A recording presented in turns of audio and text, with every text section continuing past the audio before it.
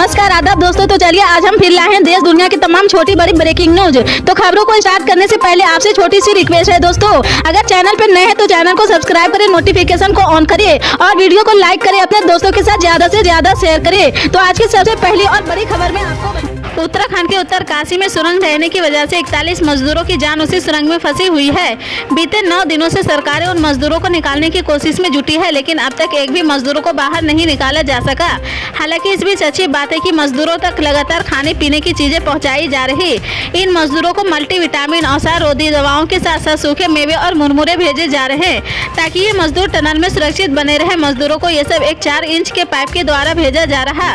इसके अलावा टनल में बिजली चालू है। ऐसे में यह गनीमत है कि सुरंग के जहां मजदूर फंसे हैं वहां रोशनी है। 5 राज्यों में होने वाले विधानसभा चुनाव की घोषणा से अब तक 1760 करोड़ रुपए की जब्ती हुई है। 2018 की तुलना में ये 7 गुना ज्यादा है। राज्य विधानसभा चुनाव जब्ती प्रबंधन प्रणाली प्रवर्तन एजेंसियों के बीच समन्वय से ये संभव हो पाया है, जिससे 5 राज्यों में जब्ती में तेजी से वृद्धि हुई है। पिछले 6 राज्यों की विधानसभा चुनाव गुजरात, हिमाचल प्रदेश, नागालैंड, मेघालय, त्रिपुरा और कर्नाटक में 1400 करोड़ रुपए से अधिक की जब्ती हुई थी, जो इन राज्यों में पिछले विधानसभा चुनाव में से 11 गुना अधिक है। इस बार आयोग ने चुनाव आयोग निगरानी प्रणाली के माध्यम से निगरानी प्रक्रिया में टेक्नोलॉजी को भी शामिल किया है। मालूम हो कि चुनाव का पहला चरण 7 नवंबर को शुरू हुआ है और आखिरी चरण के वोट 30 नवंबर को डाले जाएंगे। वोटिंग के साथ ही नतीजे 3 दिसंबर को घोषित होंगे। 5 राज्यों में कुल 4 चरणों में वोटिंग होगी। सिर्फ छत्तीसगढ़ में 2 चरणों में मतदान हुए हैं, बाकी 5 राज्यों में एक ही चरण में वोट डाले जाएंगे। शुरुआत मिजोरम से 7 नवंबर को हुई है और आखिरी चरण में तेलंगाना विधानसभा के लिए 30 नवंबर को वोट डाले जाएंगे। सभी राज्यों में मतगणना 30 दिसंबर को होगी।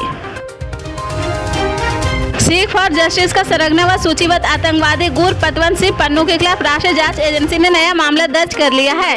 एएनआई ने पन्नू के खिलाफ आईपीसी की धारा 120, 153A, 506 और गैर कानूनी गतिविधियां अधिनियम 1967 की धारा 10, 13, 16, 17, 18, 18वीं व 20 के तहत मामला दर्ज किया है। आतंकी गुरपतवंत सिंह पन्नू के वीडियो में एयर इंडिया एयरलाइंस की 19 नवंबर को उड़ानें बंद करने की धमकी दी थी। इसके बाद दिल्ली और पंजाब के एयरपोर्ट पर सुरक्षा कड़ी कर दी गई थी। वीडियो में आतंकी पन्नू ने एयर इंडिया के विमानों को बम से उड़ाने की धमकी दी थी। इसके साथ ही पन्नू ने सिख समुदाय के लोगों को 19 नवंबर को एयर इंडिया की किसी भी फ्लाइट से सफर करने की बचने की सलाह दी थी। प्रधानमंत्री नरेंद्र मोदी को फॉलो करने वाले लोगों की कमी नहीं है, लेकिन अगर विपक्षी राजनीतिक पार्टी उनके व्यक्तित्व की मुरीद हो तो बात खास हो जाती है। महाराष्ट्र कांग्रेस के अध्यक्ष नाना पटोले ने कहा कि पीएम मोदी ब्रांड है, इसमें कोई शक नहीं है, लेकिन समय के साथ ब्रांड बदलते हैं। इस बार बदलाव जरूर होगा। नाना पटोले का बयान चौंकाने वाला कहा जा सकता है, लेकिन उन्होंने जिस तरह से पीएम मोदी के ब्रांड की विदाई का दावा किया है, इससे साफ है कि कांग्रेस पार्टी इस चुनाव में बीजेपी को कड़ी टक्कर देने की कवायद कर रही है। महाराष्ट्र कांग्रेस प्रमुख नाना पटोले ने कहा कि ब्रांड आते जाते रहते हैं और प्रधानमंत्री मोदी का ब्रांड भी बदलेगा।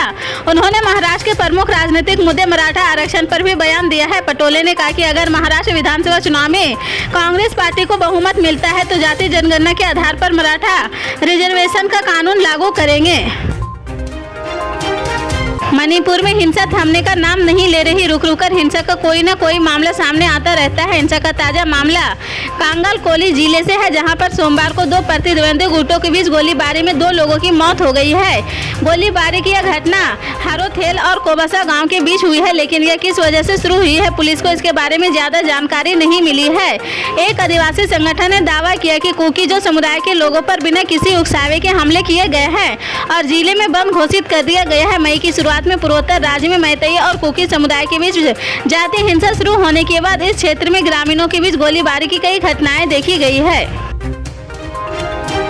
राजस्थान में 25 नवंबर को विधानसभा का चुनाव है। इसे ध्यान में रखते हुए सोमवार को कांग्रेस नेता सचिन पायलट ने बीजेपी पर निशाना साधा। कांग्रेस नेता सचिन पायलट ने बीजेपी सरकार पर निशाना साधा। उन्होंने आरोप लगाया कि दूसरों पर उंगली उठाने से बेहतर है कि अपने अंदर झांक ले। कांग्रेस नेता सचिन पायलट ने जनसभा को संबोधित करते हुए कहा कि योगी आदित्यनाथ यहाँ आए थे, उनसे पूछो कि यहाँ पर LPG सिलेंडर 1100 रुपये में क्यों बिक रहा, तो वे कहते हैं कि हिंदुस्तान पाकिस्तान। हम पूछते हैं कि किसानों के खिलाफ आपने 3 काले कानून क्यों बनाए, तो जवाब आता है कि मंदिर मंदिर और मस्जिद उन्होंने अग्निवीर चालू कर दिया है। नौजवानों के भविष्य के साथ खिलवाड़ कर रहे हैं। नौजवान लड़का 19 से 20 का भर्ती होगा, 4 साल की नौकरी और फिर छुट्टी। इन सब लोगों के पास मंदिर, मस्जिद, हिंदू और मुसलमान और कोई बात ही नहीं है। उन्होंने कहा कि कांग्रेस ने रोजगार का अधिकार दिया है, शिक्षा का अधिकार दिया है, सूचना का अधिकार दिया है, खाद्य सुरक्षा का अधिकार दिया है। राजीव गांधी ने महिलाओं को ग्राम पंचायत के अंदर आरक्षण दिया है। इसी तरह के पल पल के अपडेट जानने के लिए जुड़े रहे हमारे स्टार न्यूज के साथ। मिलते हैं अगले